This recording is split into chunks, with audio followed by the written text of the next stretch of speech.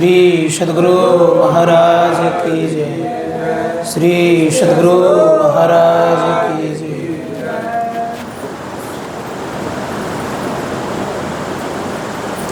मंगल मूर्ति सद्गुरु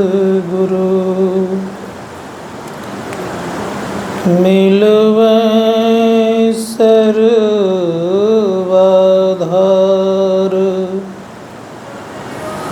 मंगलमय मंगल करन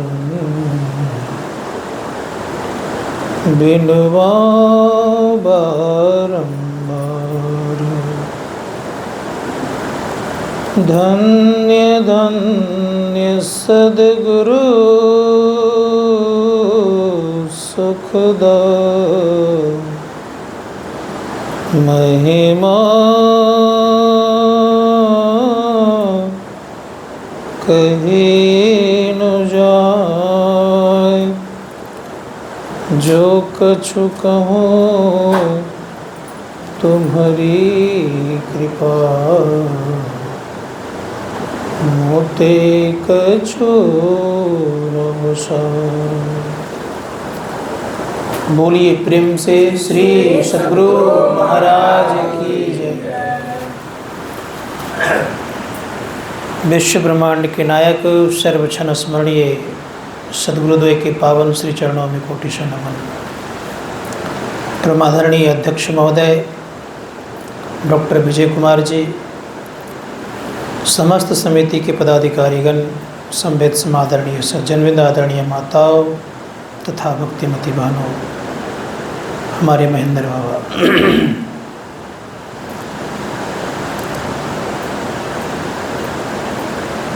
आज एक बात मैं कहूँगा तब आगे बढ़ूँगा इस विषय पे।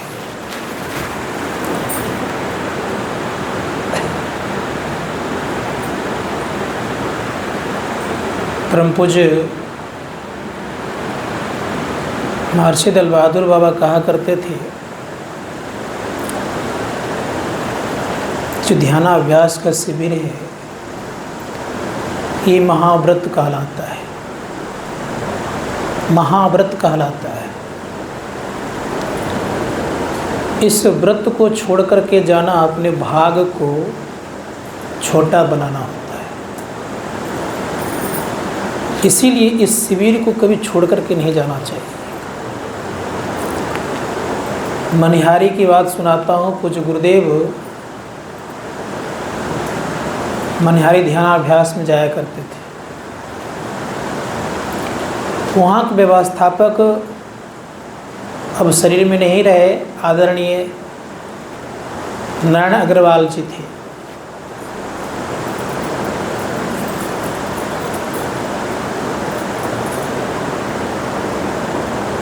एक दिन संजोग से कुछ साधक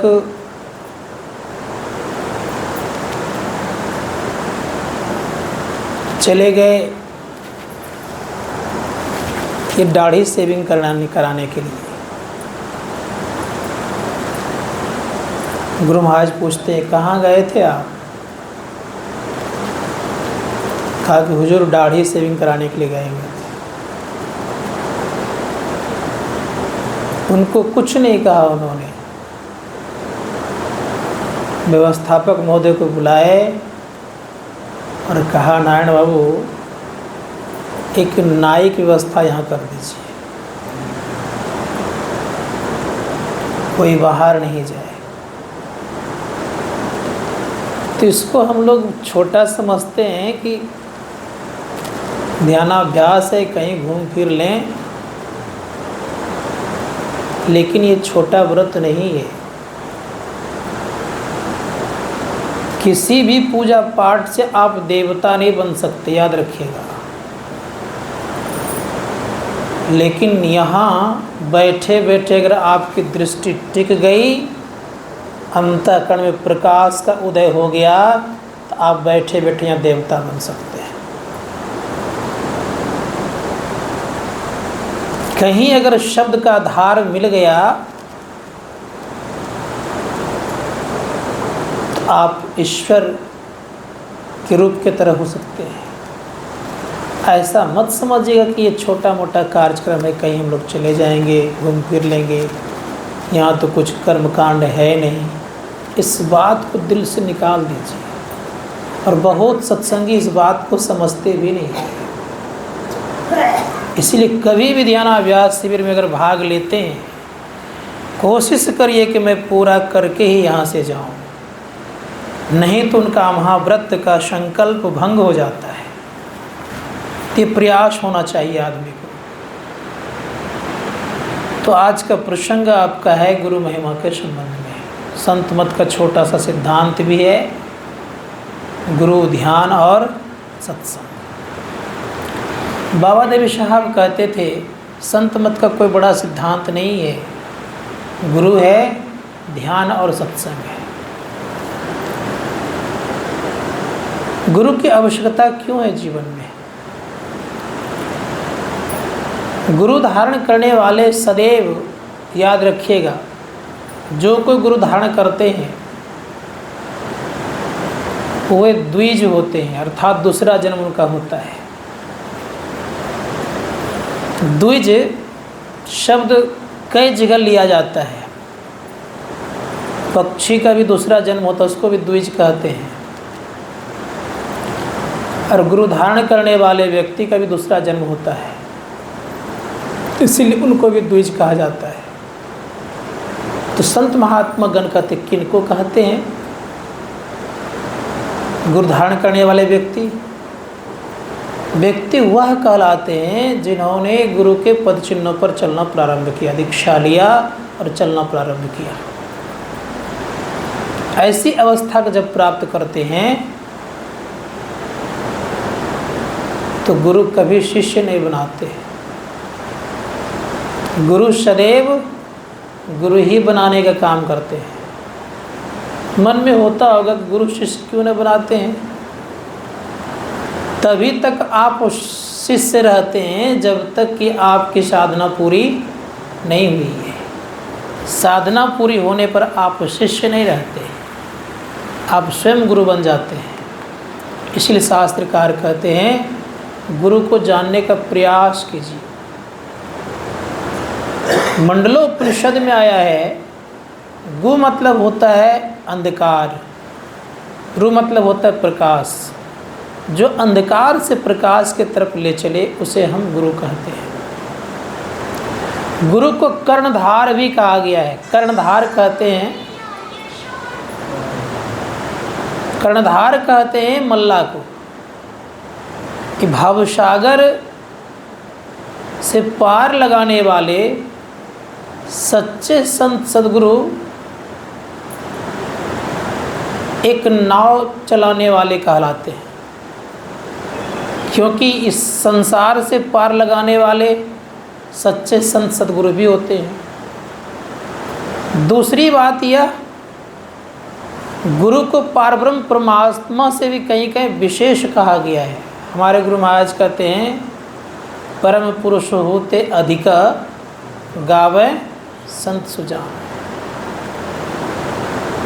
संत सुंदरदास जी महाराज ने कहने कृपा कि उन्होंने कहा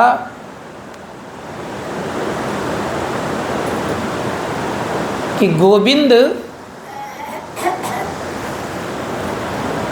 के भजन करने से जीव रसातल जा सकता है, लेकिन गुरु के भजन करने से रसातल नहीं, वो मोक्ष को प्राप्त कर सकता है। चरणदास जी महाराज एक जगह और बड़ा सुंदर शब्द कहते हैं। उन्होंने कहने कृपा की,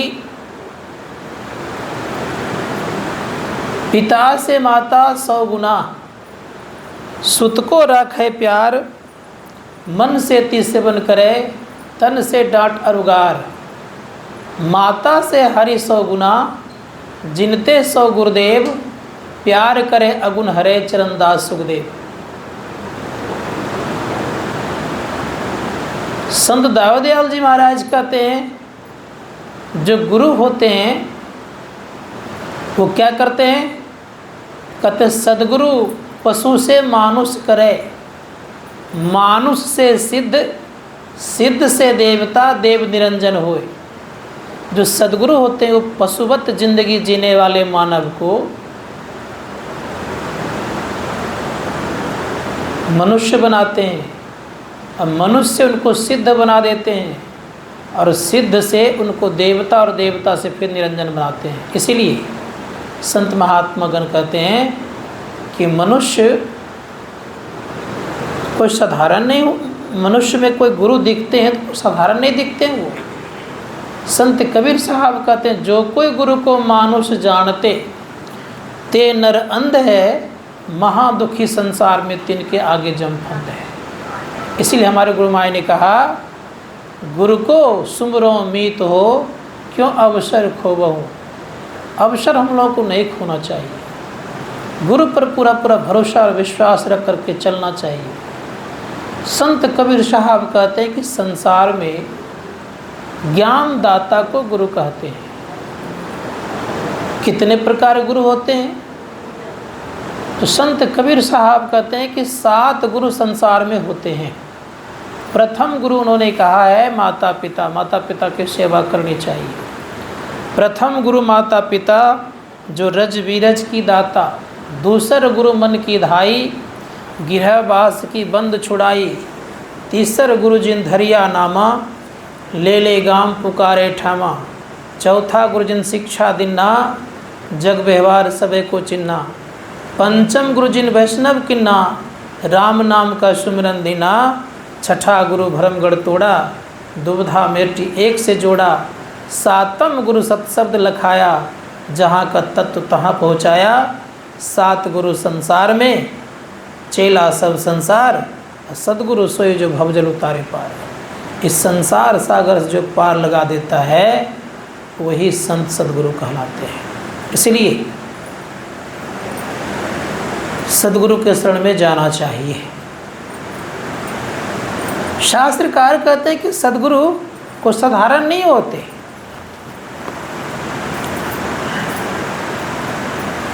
उनकी महिमा को गा करके इति नहीं कर सकते।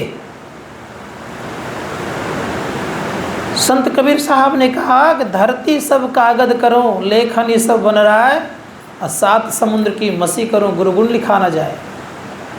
और दूसरे ये कहते हैं 3 लोक 9 खंड में, गुरुते बड़ा न कोई, कर्ता करे न करी सके, गुरु करे सो होय। कर्ता नाम यहाँ परमात्मा से है, जो परमात्मा नहीं कर सकते वो गुरु करके दिखाते हैं। उदाहरण रूप में एक आध प्रसंग में सुना दूं आप लोगों को।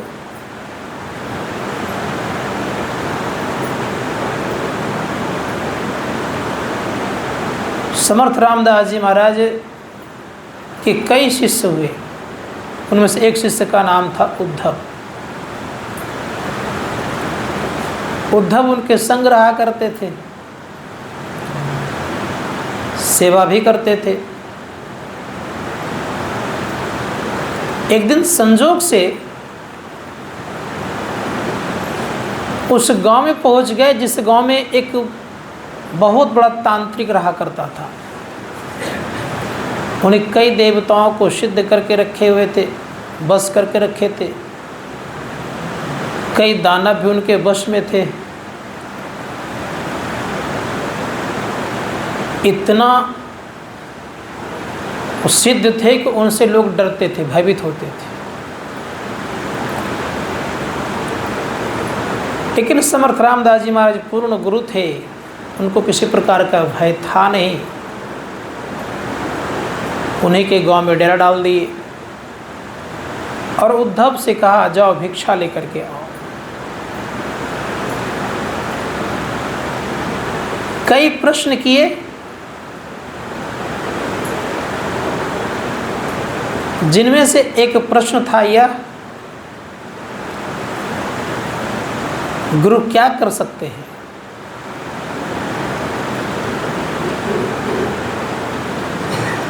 तो उद्धव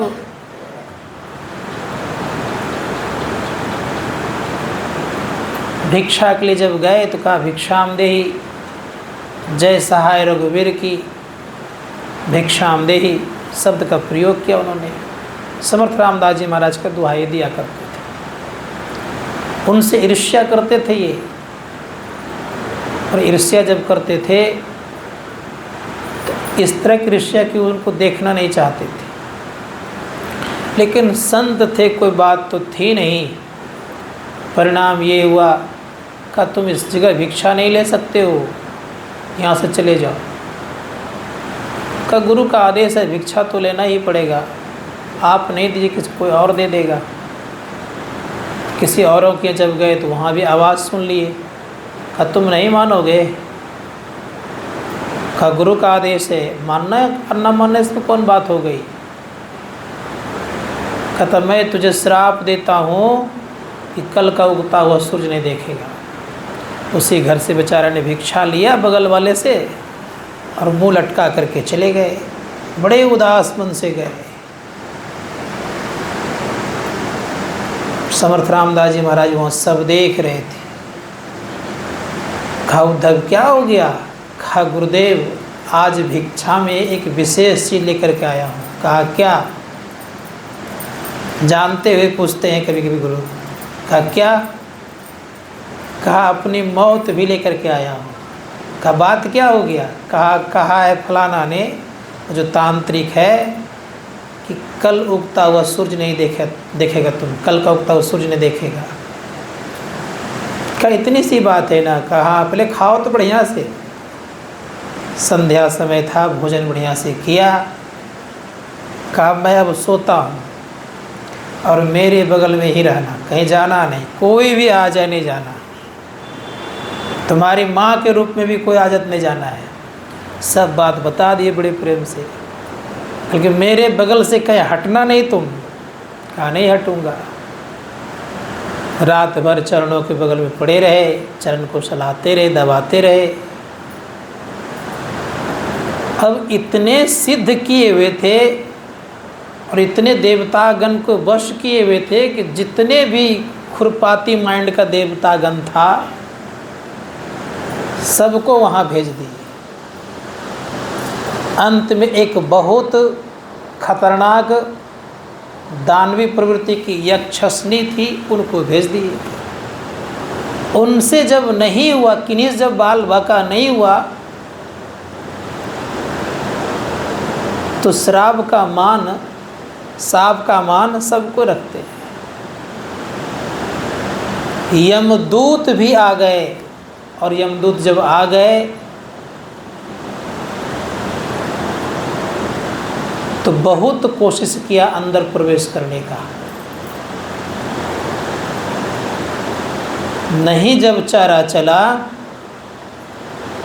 तब अंत में माँ के वेश में अलग करने के ख्याल से एक देवी माँ आई और वह देवी माँ काली थी। माँ का रूप बनाई और वो कहने लगे बेटा तुमसे मिलने की इच्छा मेरी हो रही है, बहुत दिन हो गया, एक बार तुम आकर के गले मिल ले।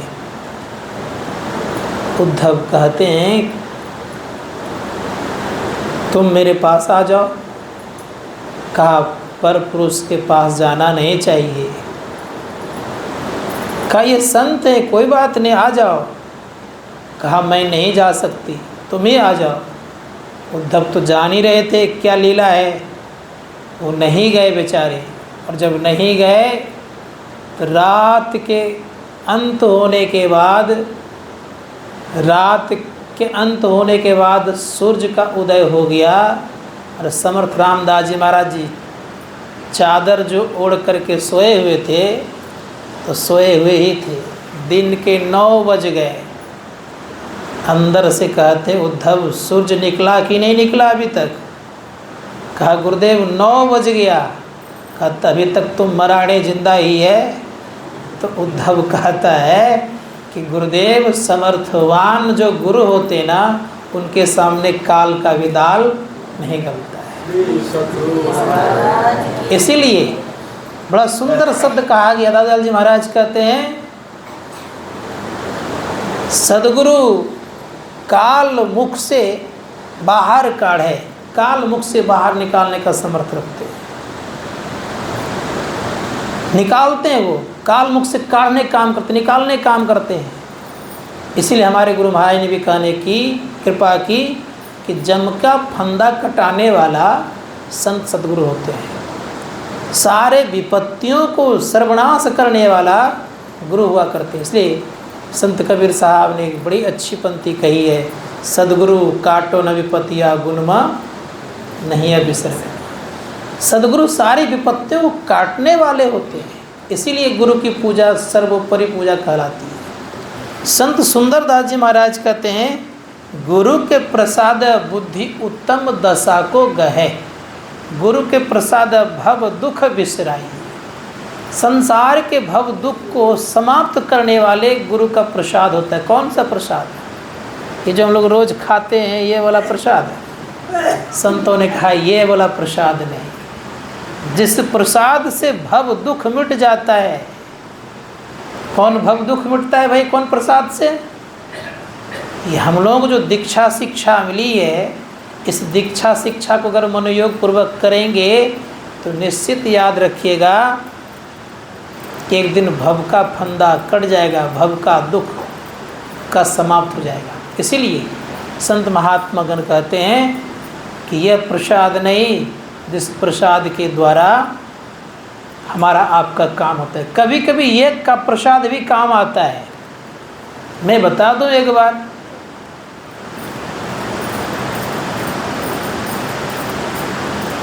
एक व्यक्ति धनबाद का, ये नाम नहीं लूँगा उनका,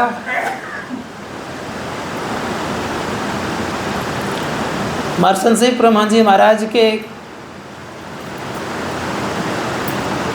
चरणों का जल रखा करते थे बोतल में।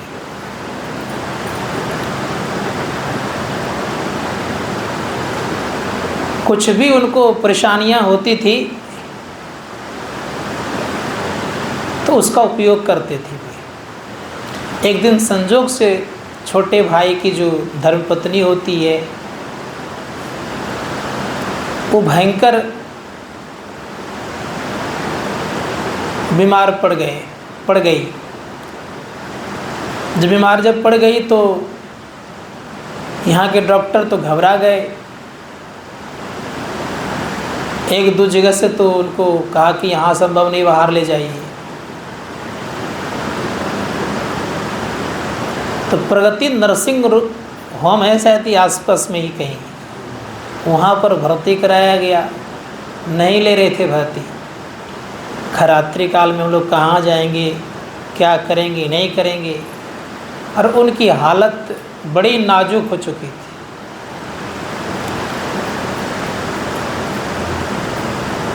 गुरु के प्रति अटूट श्रद्धा रखने वाले व्यक्ति ने क्या किया, वो जो हुजूर का जल था स्लाइन में एक सिरिंज प्रवेश करा दिए। हाउस में नहीं थे, जो कि ले नहीं रहे थे। जबरदस्ती कहा कि आप कुछ कि लिख देता हूँ, जो होगा देखा जाएगा, लीजिए भर्ती कर लीजिए ना। और जैसे थोड़ा पानी अंदर प्रवेश गया होगा शरीर के भीतर, आँख खुलती है, मुंह से बोलने भी लगे, जो कि बहुत घंटों से बेहोश पड़े हुए थे। फिर कुछ घंटों में ठीक होकर घर भी चले गए। तो मैं इसलिए इस शब्द का कहा, कभी कभी ये प्रसाद भी काम करता है।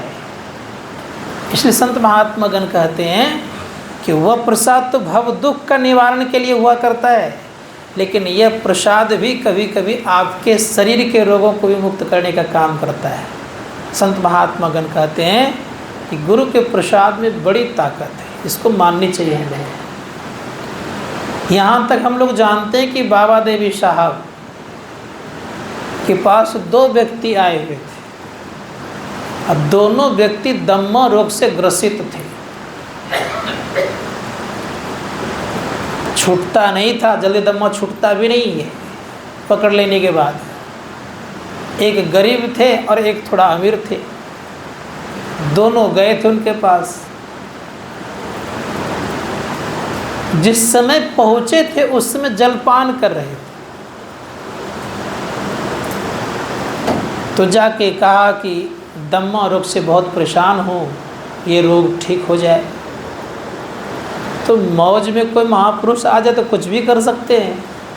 खा ही रहे थे कुछ, चम्मच उठा कर तय लीजिए। एक ने सोचा कि खा लेता हूँ, एक ने खा लिया, दूसरे ने क्या जूठा खाएंगे, उसने क्या क्या पीछे गिरा दिया। जिसने खाया उनका तो रोग समाप्त पूरा का पूरा हो गया, और जिसने नहीं खाया वो उस रोग से ग्रसित हो गए। अब दोनों की जब मुलाकात होती है तो कहा हम तो बिल्कुल स्वस्थ हो गए। अब फिर दोबारा जब गए तो कहा वो तो चला गया, अब कहाँ से वो मिलेगा। तो संतों का मौज हुआ करता है। इसलिए संत महात्मा गण कहते हैं कि किस समय क्या दे देंगे कहना मुश्किल है। इसलिए गुरु की बड़ी महिमा है। जो संत होते हैं, जो उस अवस्था के पथिक होते हैं और उस अवस्था में पहुँचे होते हैं, उनकी एक अजब निराली होती है चाल।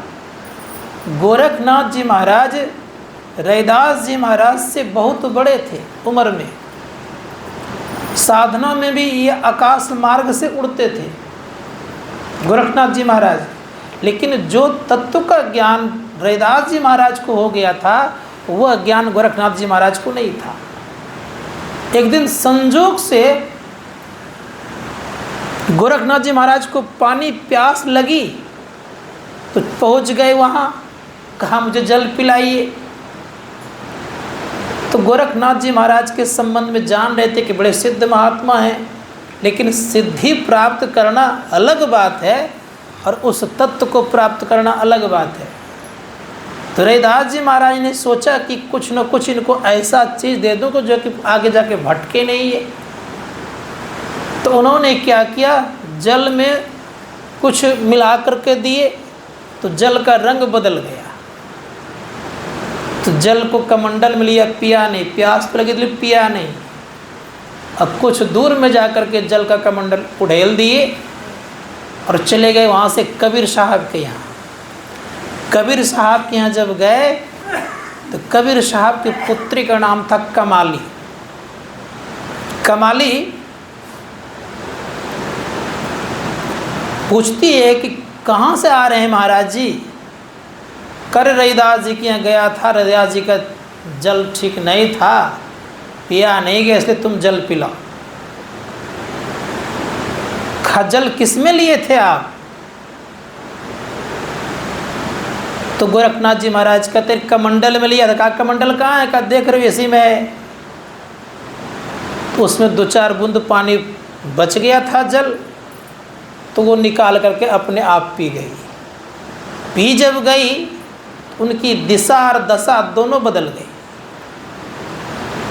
अब दिशा बदल गई, दशा बदल गई, सब कुछ वो जानने लगे, देखने लग गई। मन ही मन बड़े आनंदित रहने लग गई बेचारी। उनको जल पिला दिए। उस समय इसकी शादी नहीं हुई थी, शादी हो गई, चली गई है मुल्तान। मुल्तान उसमें भारत में ही था, दूर नहीं था।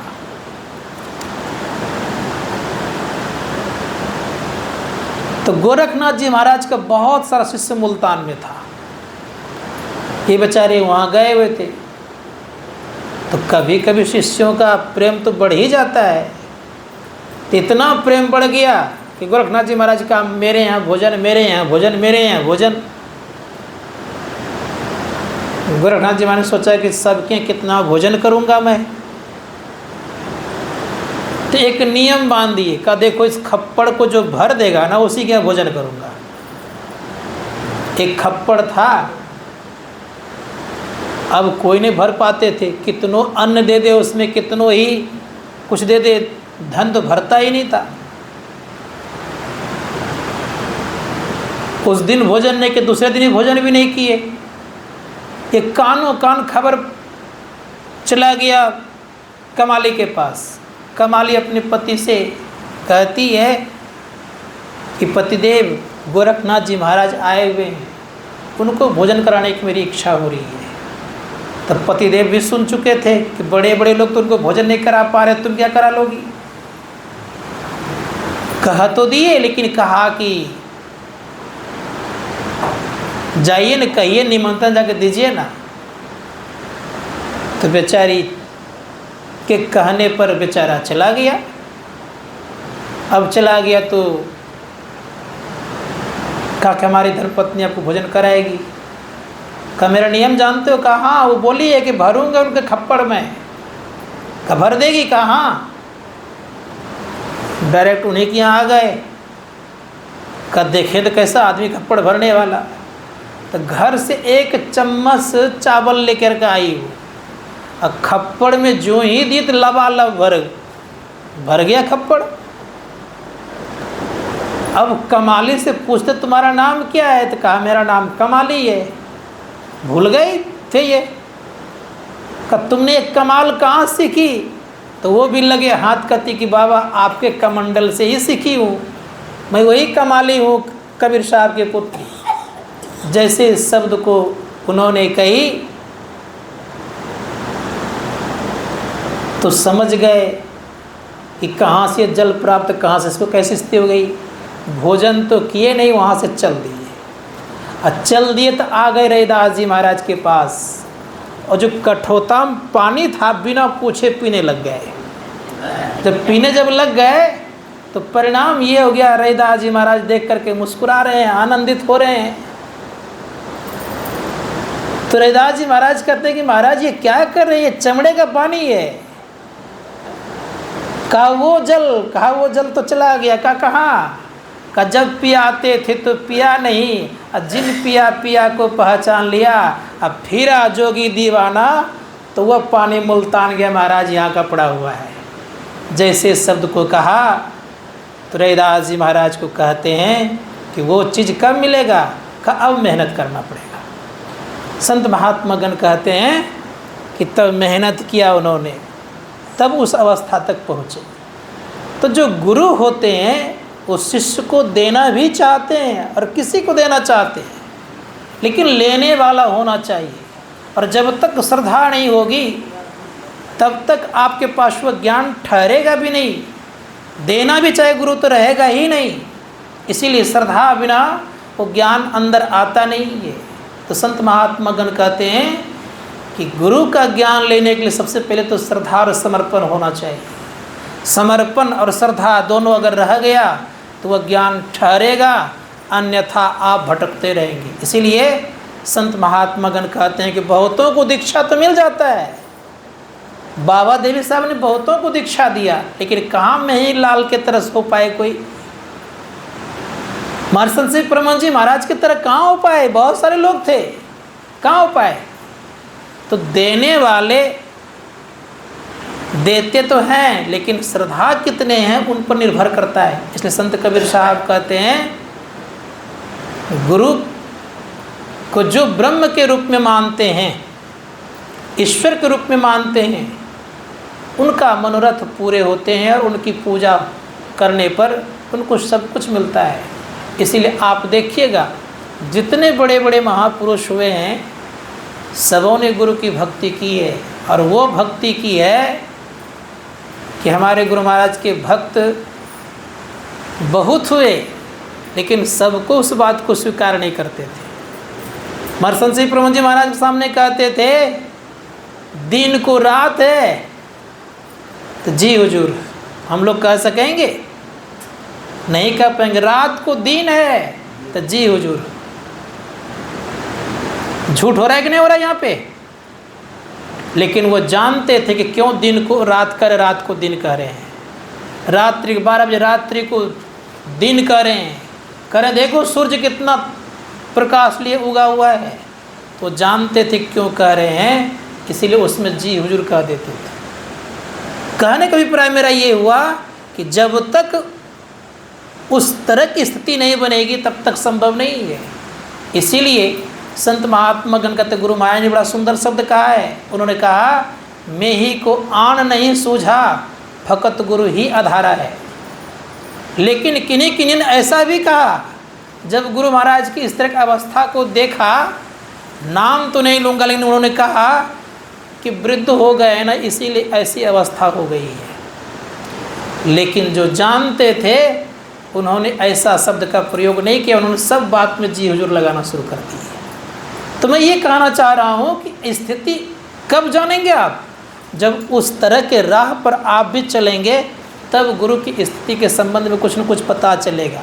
नहीं तो सबके बस की बात ये नहीं है। इसलिए संत महात्मा को ने कहा श्रद्धा बिना ज्ञान भी नहीं हुआ करता है। श्रद्धा हो रहेगी तो ज्ञान भी आपके अंदर में ज़्यादा आ जाएगी, नहीं तो बगल में रह करके भी आपको पता नहीं चलेगा। क्योंकि बहुतों को मोखा में रहने वाले को भी धोखा हुआ करता है। इसलिए संत महात्मा गण कहते हैं समझने का चेष्टा और प्रयास और प्रयत्न करना चाहिए। तो जो समझेंगे वही, क्यों नहीं तो बहुत संत महात्मा लोग छिपा कर रखते हैं अपने आप को। 2-4 घटना मेरे को अभी भी याद है, कितना छिपाते हैं महात्मा लोग, कितना छिपा कर रहते हैं।